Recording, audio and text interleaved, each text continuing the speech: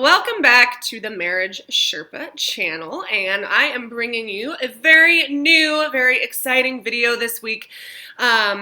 This week's video is all about the topic of staying connected with your partner even if you're far apart. Now, this can be whether you're far apart for long periods of time, short periods of time. Maybe your husband or wife or partner is deployed in the military. These are just tips and tricks that I've found useful in my own relationship with my husband that keep us connected no matter how much distance or how much time is separating us. So let's get to it. So at some point in time, you are going to have to spend time away from your partner. And this might be a welcome departure, or it might be something that you find difficult and that you struggle with. I personally am the type of person where I get rejuvenated by alone time. And that's probably because at my basic core, I am a closet introvert. And I just really need that time to recharge, if that makes sense. So Jason, my husband, he has to travel for work sometimes, and it used to be a lot more frequently than it is now. He travels a lot less, but there are still instances where he is away from the house, not only during the day for work, but for longer periods of time for like conferences or meetings. And so I've had to learn how to be by myself and how to be self-reliant a lot more than I thought I was going to have to be, which may sound funny for some people, but keep in mind, I got married when I was 19. Like before that, I lived with my parents. Then I got married. So I haven't really been on my own, so to speak. So it's been a learning curve. So with that being said, I've had to overcome some hurdles and try some new techniques out. So whether it be work travel, where your husband's traveling for his job, military, long distance job, maybe you have a partner that works on an oil rig or works as a lineman and they have to be gone for a lot of work-related business for big chunks of time, or even like a family emergency. Maybe there's a death in the family and they have to go back and take care of things for a little while. All of these things bring a certain aspect of struggle and hurdles that you have to overcome. And it can be really, really easy if you're the one that's being left behind at home to start fixating on all of the problems and issues that the other partner leaving has created in your daily life.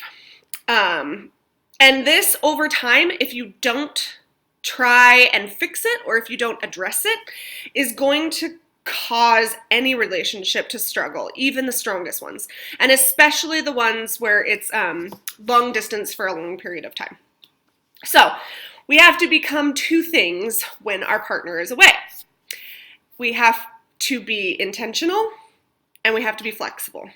And unfortunately, these are the two hardest things for us as human beings to do on our own because it requires so much focus and so much patience with yourself that it's easy to give up. So I'm going to go over a list of do's and don'ts. I think there's 5 do's, 3 don'ts.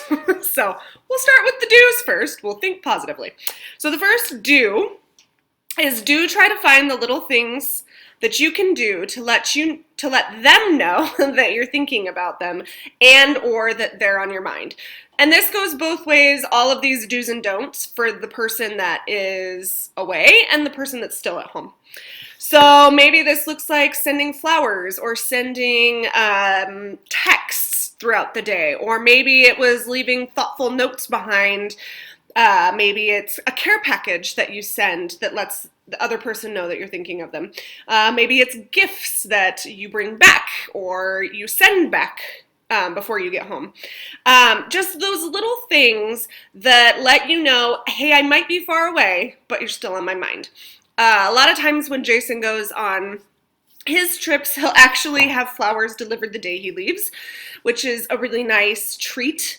But then also with that comes don't expect them. So don't set yourself up for frustration if they don't show up. Just be grateful when they do because you know your partner's thinking about you. The second one is to communicate regularly. And I think this one goes without saying. Just keep in touch as much as you can. And different situations are going to require different types of communication. You might not be able to be on a phone all the time, but you can shoot an email when you can, or text, or let's go old school, send a letter. I don't know. But just make sure you're in communication with them. It's so important for us to constantly be in contact with each other because that's what strengthens our bond and our relationships. So don't lose that aspect. Also, setting up and establishing realistic expectations when it comes to communication is a huge part of that. Let's see, how do I put this? So if your husband's at a work conference, you can't expect him to be able to text you at any time during the day. So maybe set up a schedule or a routine where, hey, let's talk to each other before we go to bed at night. Maybe that we set that time at 8 o'clock and we know that we're going to be in contact with each other at 8 p.m. There's also a great app out there and it's called Marco Polo. And my family has started to use this a lot just because it's all about communication, but without any of the expectation. So I can record a video chat, basically, and send it to one of my family members, and then they can watch it whenever they get around to it, and then they can respond whenever they want to. So it's kind of a fun way to communicate without any of the expectations of those 3 little dots, you know, when you send a text, and you're just waiting for their reply. So we really, really, really like that app. The third one is to plan a time to connect when you guys get back together. Whether that be a date night or maybe you guys go on a little getaway together, just make sure that you plan something to look forward to when you get back together with that person. And it doesn't have to be anything elaborate. I mean, it can be like, hey, the Tuesday after you get back, we're watching a movie, we're opening a bottle of wine, and we're gonna reconnect that night. You don't have to get a babysitter. You don't have to go away. Just make sure that you find a time to reconnect. And even to add on top of that, reconnect and discuss about what happened when you guys were apart. Ask him about his trip. Ask her about what was going on with the family. Just reconnect. Trust me. And then the fourth thing that kind of goes along with the reconnect is intimacy. Now, this is a touchy subject, I think, for some people because they're like, how can I be intimate with my partner when they're not here?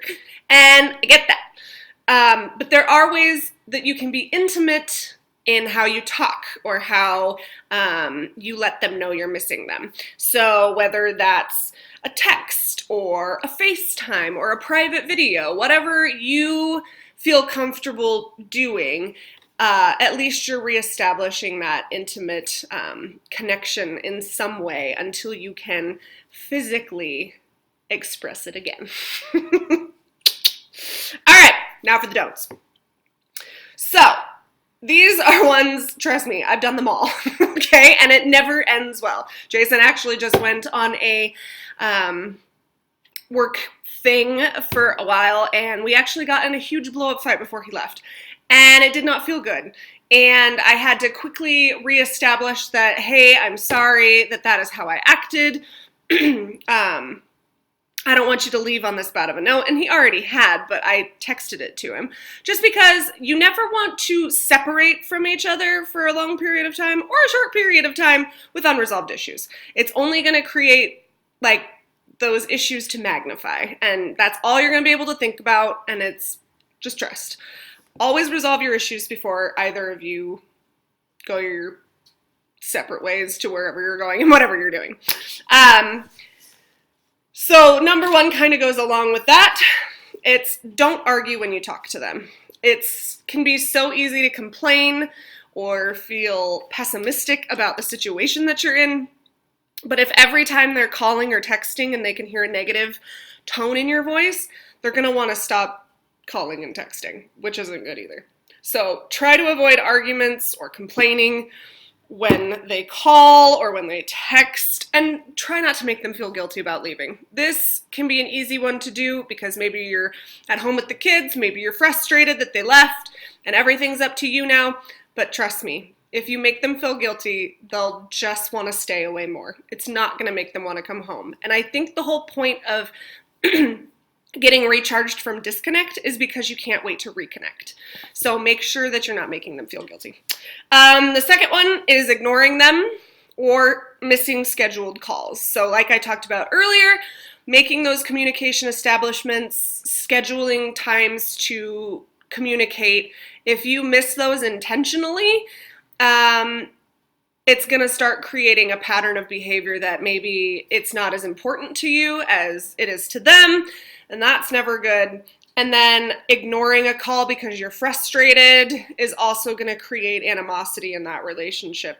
If you're in the middle of something and you can't make it, it's really easy to send a quick text, hey, this came up, how about I call you when I'm free in a half hour? Goes a long way. Number 3, finding company elsewhere. And this especially happens when the partner is gone for a longer period of time. I know it gets lonely. I know it gets frustrating that the person that you are connected with is not here to connect with. So you find yourself wanting to connect with somebody else. This is a huge pitfall, a huge deal. And I will be touching on a different video of having friends of the same sex, how to set up boundaries in that, what's kind of towing the line of inappropriateness, I guess. But just make sure that when you are disconnected from your partner, or not disconnected, but just time and space is separating you guys, that you're not filling it with somebody else. Unless it's like a friend that is of the same sex, maybe. Does that make sense? I think that makes sense. The bottom line is just show the person that is gone that you miss them, that you care about them, and the same for the person that's gone. Tell and show the person at home that you miss them and you can't wait to be with them again.